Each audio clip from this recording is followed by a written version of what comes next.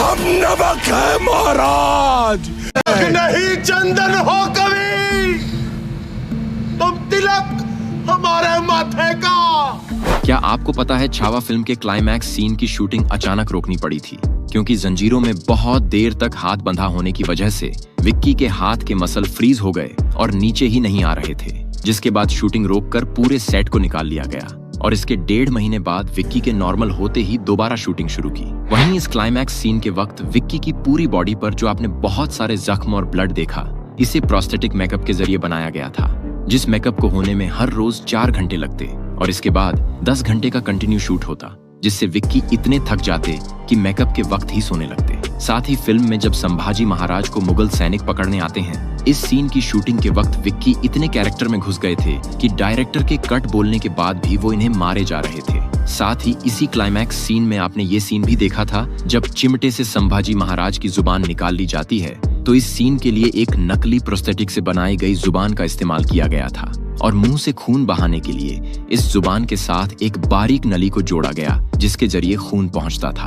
वहीं विक्की की हर सीन में इतनी इमोशनल परफॉर्मेंस देखकर डायरेक्टर की आंखों में आंसू आ जाते और ये देखकर विक्की उन्हें फौरन गले लगा लेते। साथ ही इस फिल्म के सारे फाइट सीन के लिए सिर्फ जूनियर आर्टिस्ट को एक्शन और सीक्वेंस सिखाने में ही पूरे 1 साल लग गए थे, जहां ये लोग शेड्यूल के मुताबिक रोजाना 6 से 5 घंटे अपने सीन की फाइट मास्टर के साथ रिहर्सल करते थे। तो आखिर किस तरह और कहां और कैसे और कितनी मुश्किलों से इस मूवी को शूट किया गया, ये सारी बातें डिटेल में जानने के लिए वीडियो को आखिर तक जरूर देखें। सबसे पहले फिल्म का ये सीन जब संभाजी महाराज को मुगल सैनिक संगमेश्वर वाड़ा में पकड़ने आते हैं, इस सीन को महाराष्ट्र के वाई विलेज की एक्चुअल लोकेशन पर शूट किया गया है और इस वक्त इस फाइट सीन को शूट करने के लिए सेट पर लगभग 500 से भी ज्यादा जूनियर आर्टिस्ट को बुलाया गया था। और इस सीक्वेंस में इस नदी वाले सीन को शूट करते वक्त नदी में पानी बहुत कम था, तब मेकर्स ने वाटर टैंकर की मदद से यहाँ पानी ऐड करके इस सीन को शूट किया और सिर्फ इस बाहर वाले सीन को वाई की एक्चुअल लोकेशन पर शूट किया गया था, जबकि अंदर वाले सीन को मुंबई गोरेगांव फिल्म सिटी में सेट बनाकर शूट किया गया था। और इस ग्रैंड सेट को टीम ने 15 करोड़ के हाई बजट में बनाया था क्योंकि फिल्म के डायरेक्टर यहाँ बिल्कुल एक्चुअल और रियल लुक चाहते थे। इनका कहना था कि फिल्म देखते वक्त किसी को ऐसा न लगे कि प्लाईवुड और कार्डबोर्ड के नकली 3rd क्लास सेट पर इस मूवी को शूट किया गया है। इसके बाद फिल्म का ये क्लाइमैक्स सीन जब संभाजी महाराज को मुगल सैनिक पकड़कर आलमगीर औरंगजेब के पास लाते हैं, तो ये क्लाइमैक्स सीक्वेंस शूट करना सिर्फ डायरेक्टर के लिए ही नहीं बल्कि खुद विक्की कौशल, मेकअप आर्टिस्ट और प्रोडक्शन टीम के लिए भी बहुत मुश्किल था क्योंकि ये क्लाइमैक्स सीन की शूटिंग लगभग 4 दिन तक चली थी। अब इन 4 दिनों में हर रोज शॉट के बीच बार बार प्रोस्थेटिक का ये मेकअप स्किन निकल जाती, जिसे शॉट रोक कर मेकअप आर्टिस्ट एडजस्ट करते और खुली हवा में शूट करने की वजह से ये फेक ब्लड और प्रोस्थेटिक मेकअप ड्राई हो जाता। और इसी सीक्वेंस का ये सीन जब एक लोहे के चिमटे से संभाजी की जुबान पकड़कर निकाल ली जाती है, तो इस सीन की शूटिंग के लिए डायरेक्टर ने मेकअप टीम से एक फेक प्रोस्थेटिक मटेरियल की जुबान बनवाई थी और इस जुबान को चिमटे में लगाकर इसके साथ नैरो प्लास्टिक नली भी जोड़ दी गई ताकि जुबान खींचते ही नली से खून विक्की के मुंह में चला जाए और जुबान निकालने के बाद मुंह से खून निकलता हुआ नजर आए। और इस सीन की शूटिंग के वक्त साइड में ब्लू बैकग्राउंड इसलिए लगाया गया है कि इस सीन की शूटिंग के वक्त सेट पर सिर्फ 25 से 30 जूनियर आर्टिस्ट ही मौजूद थे, तो इन ब्लू बैकग्राउंड की मदद से बाद में यहाँ ढेर सारे सैनिक ऐड कर दिए गए, जैसा कि आपने फिल्म में देखा था। वहीं फिल्म में सबसे दमदार रोल अगर विक्की के बाद किसी ने किया है तो वो है अक्षय खन्ना, जिन्होंने फिल्म में आलमगीर औरंगजेब का दमदार रोल परफॉर्म किया है। और इस अमेजिंग परफॉर्मेंस के पीछे का एक सच मैं आपको बताता हूँ जो 100% आपको पता नहीं होगा कि मेकअप होते ही जब अक्षय खन्ना आलमगीर औरंगजेब के लुक में आते, इस वक्त से शूट खत्म होकर मेकअप उतरने तक वो सेट पर किसी से बात नहीं करते और शूटिंग के वक्त इनके इस बिहेवियर से सारे लोग काफी परेशान थे। लेकिन मूवी रिलीज के बाद इन्हें और लोगों को ये समझ आ रहा है कि वो ऐसा सिर्फ अपने कैरेक्टर में जान डालने के लिए करते थे। खैर, इस फिल्म का इतना ग्रेट बनने का रीजन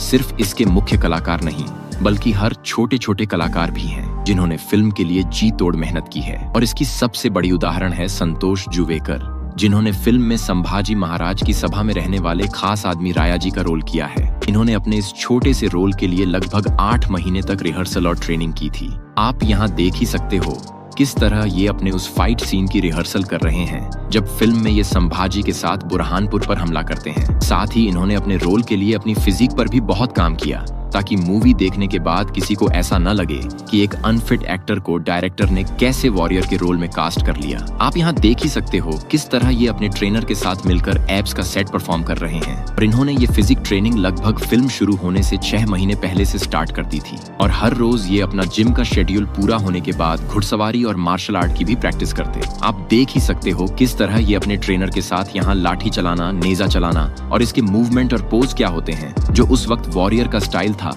वो सब सीख रहे हैं। साथ ही फिल्म की शूटिंग के वक्त जब टीम ये जंगल वाला सीन शूट कर रही थी जहां संभाजी अपने साथियों के साथ आलमगीर औरंगजेब के सैनिकों पर हमला करते हैं, इस शूटिंग के दिन आशीष पाठौड़े, जिन्होंने फिल्म में संभाजी महाराज की सेना में काम किया है, इनका बर्थडे था। अब इन्हें लगा ही नहीं था कि इतने बड़े स्टार विक्की कौशल खुद आकर इनके साथ बर्थडे सेलिब्रेट करेंगे, लेकिन विक्की को जैसे ही पता चला आज आशीष का बर्थडे है, तब विक्की ने खुद टीम को बोलकर केक का अरेंजमेंट किया और आप देख सकते हो कितनी प्यार से विक्की इनका बर्थडे इनके साथ मिलकर मना रहे हैं। इसमें विक्की ने आखिर में इनके मुंह पर ढेर सारा केक भी लगा दिया, मानो ये इनके जिगरी दोस्त हों। खैर सच में विक्की बहुत हम्बल और डाउन टू अर्थ हैं, तो इस हम्बल स्टार के लिए एक लाइक तो जरूर करें और आपका बॉलीवुड में फेवरेट एक्टर कौन है कमेंट में मुझे जरूर बताएं। खैर फिल्म के अन्य एक्शन सीन और इनकी रिहर्सल की बात करूं तो आपको ये एक्शन सीक्वेंस भी याद ही होगा जहां संभाजी महाराज अपने साथियों के साथ मुगल सैनिक पर गन्ने के खेत में हमला करते हैं। इस सीन को पंजाब के एक्चुअल खेत में परमिशन लेकर शूट किया गया था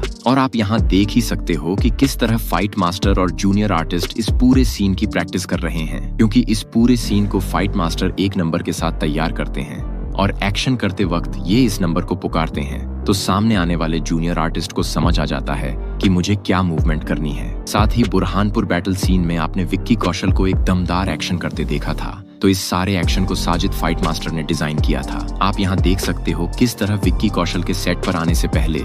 ये इन जूनियर आर्टिस्ट के साथ इस सीन की प्रैक्टिस कर रहे हैं, क्योंकि इस एक्शन के लिए इन्होंने विक्की कौशल को तो स्टूडियो में पहले ही ट्रेन कर दिया था। बस बारी थी इन सारे जूनियर आर्टिस्ट की कि विक्की के साथ एक्शन सीन में इन्हें किस तरह मूवमेंट और एक्टिंग करनी है, ताकि ये इतनी परफेक्ट तरीके से ये सारे स्टंट और एक्शन सीख जाए कि विक्की के आते ही शूट शुरू किया जाए और बिना किसी गलती के सिर्फ 1 से 2 बार में ही सीन शूट हो जाए। वहीं शायद ही आपको पता होगा छावा फिल्म में बुरहानपुर का सीन भी दिखाया गया है जहां मुगल के पास ढेर सारे खजाने थे। तो मूवी देखने के बाद बुरहानपुर में कुछ लोगों के बीच ये अफवाह फैल गई कि समुद्र के किनारे जमीन के नीचे आज भी वो खजाना मौजूद है, तो ये लोग वहां पहुंचकर खजाना ढूंढने लगे। आप यहाँ देख ही सकते हो कि किस तरह रात के वक्त ये पागलों की तरह अपनी मोबाइल की टॉर्च जलाकर यहाँ खजाना ढूंढ रहे हैं। इस बात से ये तो समझ आता है कि देश में कितनी बेरोजगारी और भुखमरी है। सरकार देश को बेच चुकी है और आज भी इन लोगों को या तो धर्म के नाम पे लड़ना है या कुछ ऐसी बेवकूफी भरी हरकत करनी है। खैर आज के लिए इतना ही।